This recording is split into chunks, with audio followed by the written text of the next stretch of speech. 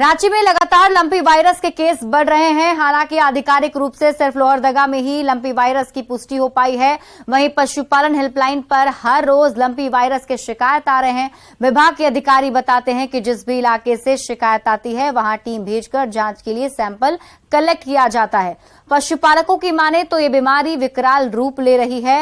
एक गाय से दूसरे गाय में बीमारी फैलने लग जाती है। वहीं पशुपालन विभाग के अधिकारी बताते हैं कि 7 अगस्त से ही वैक्सीनेशन शुरू करना था, लेकिन निदेशक के नहीं होने की वजह से वैक्सीन की उपलब्धता नहीं हो पाई है।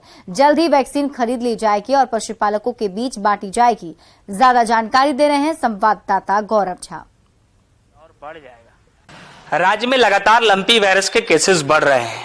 राज्य की बात करें तो लोहरदगा में एक पॉजिटिव केस आए भी हैं। इसके साथ साथ रांची और आसपास के इलाके से भी लगातार शिकायत दर्ज कराए जा रहे हैं, लेकिन विभाग के पास वैक्सीन नहीं होने की वजह से इस पर नियंत्रण अब तक नहीं हो पाया है। अगर हम गोड्डा की बात करें तो गोड्डा में भी कई किसानों ने शिकायत किया है कि उनके गायों में लंपी वायरस की शिकायत है।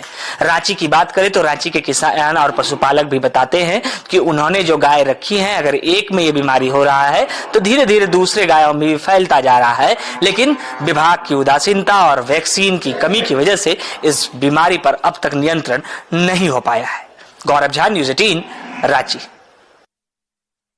और ये सब जो हुआ है ना, तो ये क्या बीमारी हुई आपकी बाछी में? ये समझ में नहीं आ रहा है। पहले पित्ती जैसा उछला, उसके बाद में ये 2-4 दिन रहा, उसके बाद में दवाई सुइया भी कराया। दवाई सुइया कराने के बाद में उसका जो पित्ती है ना फटने लगा, 2-4 दिन में फटने लगा। उसके बाद में घाव जैसा हो गया। डॉक्टर बोला कि अभी तक जो हमारे पास सूचना है, लोहरदगा जिला से लिखित रूप में सूचना आई है कि वहाँ क्षेत्रों में लंपी स्किन डिजीज फैली हुई है। लंपी स्किन डिजीज एक वायरल बीमारी है जो जानवरों में फैल जाती है। इसमें पहला सिम्टम हाई फीवर, मतलब ज़्यादा बुखार आना, जानवर का सुस्त पड़ जाना, उसके बाद उसके चमड़ी पे घाव का बनना, घाव को पकने के बाद मवाद बाहर आना। बीजेपी के प्रदेश अध्यक्ष बनने के बाद बाबूलाल मरांडी के सामने डुमरी विधानसभा उपचुनाव पहली परीक्षा के रूप में सामने आई है। डुमरी उपचुनाव में एनडीए की ओर से आजसू की उम्मीदवार यशोदा देवी चुनावी मैदान में हैं।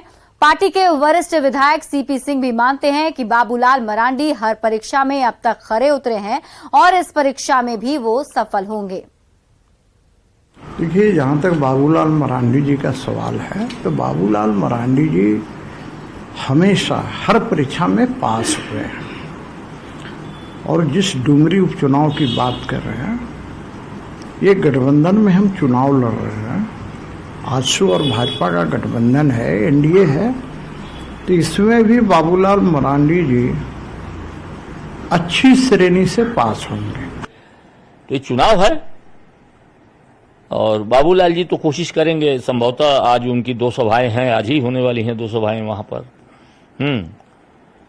तो मुख्य बात ये, अच्छा, आजसू कुछ भी कोर कसर उठा नहीं छोड़ेगी वहां पर, क्योंकि उसको ये लग रहा है कि जैसे हमने रामगढ़ को हथियाया वैसे हम इसको हथिया सकते हैं। लेकिन रामगढ़ में भी वो जीते बीजेपी के वोट से, बीजेपी का वोट ट्रांसफर हुआ आजसू को।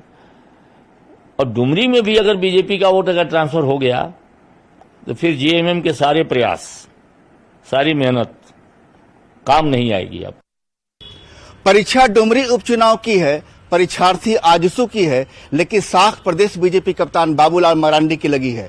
बाबूलाल मरांडी के सामने चुनौती है कि 2019 लोकसभा चुनाव के दौरान सिर्फ डुमरी विधानसभा क्षेत्र में 1,08,000 वोट बीजेपी उम्मीदवार को पड़े थे। उन तमाम वोट को शिफ्ट कराने की जिम्मेदारी है।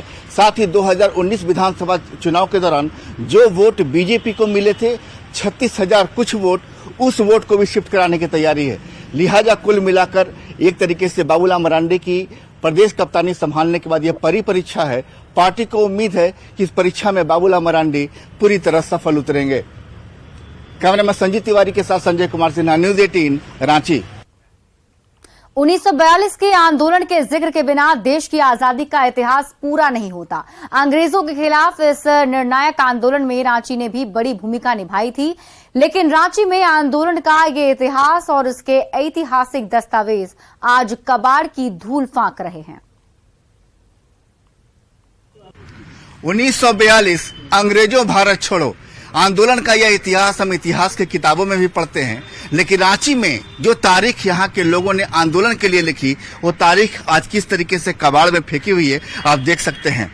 आजादी के जब 25 साल पूरे हुए यानी 1972 में, तब भारत सरकार की ओर से जो रांची में जिन लोगों ने भारत छोड़ो आंदोलन में भाग लिया था, उनके नाम को लेकर यहाँ पर कई शिलापट्ट रांची में लगाए गए थे और आप देख सकते हैं कि बाकायदा यहाँ पर जो शिलापट्ट लगाए गए हैं, इसका मतलब क्या है?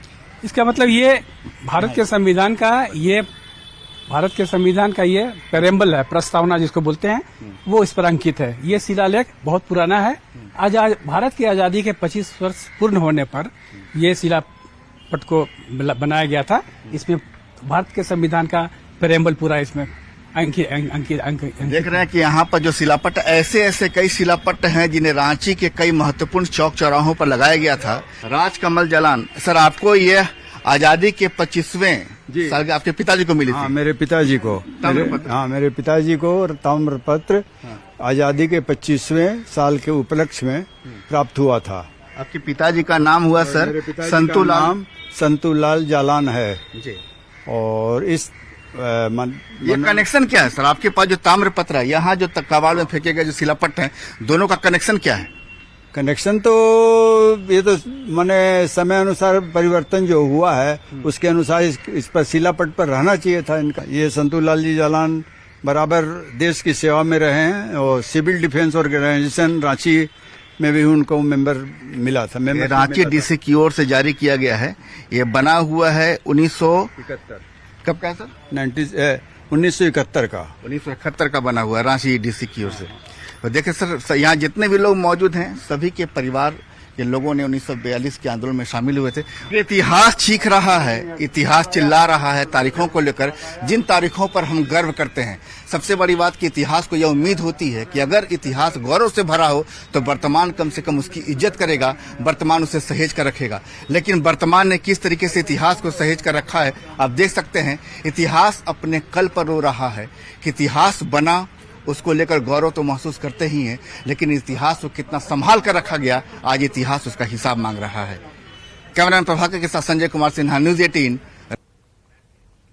बारिश शुरू होते ही नागपुरी गीत गाते हुए महिलाएं धान रोपनी में जुट गई हैं। रोपनी के बीच मधुर नागपुरी गीत वातावरण में अलग ही संगीत घोल रहे हैं।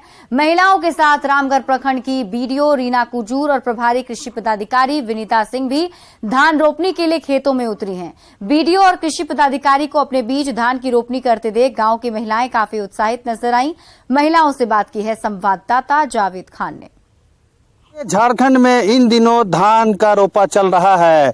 इस वक्त मैं मौजूद हूं रामगढ़ प्रखंड के दोहा कातू पंचायत के बूढ़ा कुखरा में। आप हमारे पीछे देख सकते हैं, यहाँ पर आम और खास लोग रोपा में लगे हुए हैं। आपने सुना महिलाएं गीत गा रही थी धान लगाने से पहले।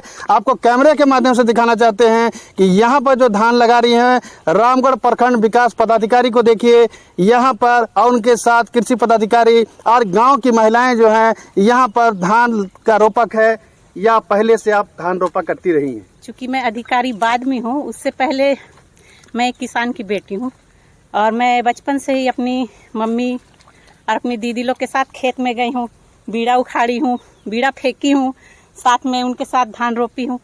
तो ये मेरा शौक़ है और मैं इस शौक़ को हमेशा बनाए रखना चाहती हूँ। इसीलिए आज मैं फील्ड विजिट में आई थी तो देखी इनको धान रोपते हुए, तो मेरे अंदर का जो शौक़ था वो बोला कि चलो हम भी थोड़ा सा रोप लेते। कैसा लग रहा है रोपा करते महिलाओं के साथ गांव की? बहुत अच्छा लग रहा है। सभी को जोहार। क्योंकि इस बार मौसम खरीफ मौसम शुरू हुए काफ़ी टाइम हो गया, लेकिन इस बार जो मौसम अनुकूल नहीं रहने के कारण बारिश काफ़ी देर से हुई। तो किसान बहनों को प्रोत्साहन करने के लिए हम लोग जो क्षेत्र भ्रमण प्रतिदिन करते हैं, उसी क्रम में आज ये दोहा कातू पंचायत का बूढ़ा कुखरा ग्राम हमें आना हुआ, जिसमें हमारी प्रखंड विकास पदाधिकारी महोदया भी साथ में थी। तो हम लोगों ने यहाँ पे किसानों को प्रोत्साहित करने के लिए कि पानी की कमी भले है, लेकिन हम लोग यहाँ पानी पटा करके खेत को तैयार किए हैं और इसमें रोपा करके लोगों को प्रोत्साहित कर रहे हैं। देखिए, हम लोग के साथ बीडीओ पदाधिकारी आए हैं तो बहुत खुशी की बात है कि हम लोग को किसान को देखने आई है कि मेरा गांव में ये हो रहा है या नहीं। हम लोग का प्रखंड का पदाधिकारी है। आपको लगता है खेती हो जाएगी धान की? अब देखिए, थोड़ा बारिश तो लेट हुआ है, लेकिन इंद्र देवता मेहरबान अब हो रहे हैं। हाँ, हो रहे हैं थोड़ा बहुत। महिलाएं अपने बीच में प्रखंड विकास पदाधिकारी को पाकर काफी खुश हैं। उनका कहना है कि इंद्र देवता देर से ही सही अब हम लोगों पर मेहरबान हैं, ऐसे में धान की खेती हो सकेगी। और ये अपने बीच में यहाँ की प्रखंड विकास पदाधिकारी को धान रोपनी करते हुए पाकर काफी खुश हैं। ऐसे में कहा जा सकता है कि गाँव की महिलाएं जो हैं आज उनका जज्बा काफी ऊंचा है। जावेद खान, न्यूज़ 18, रामगढ़।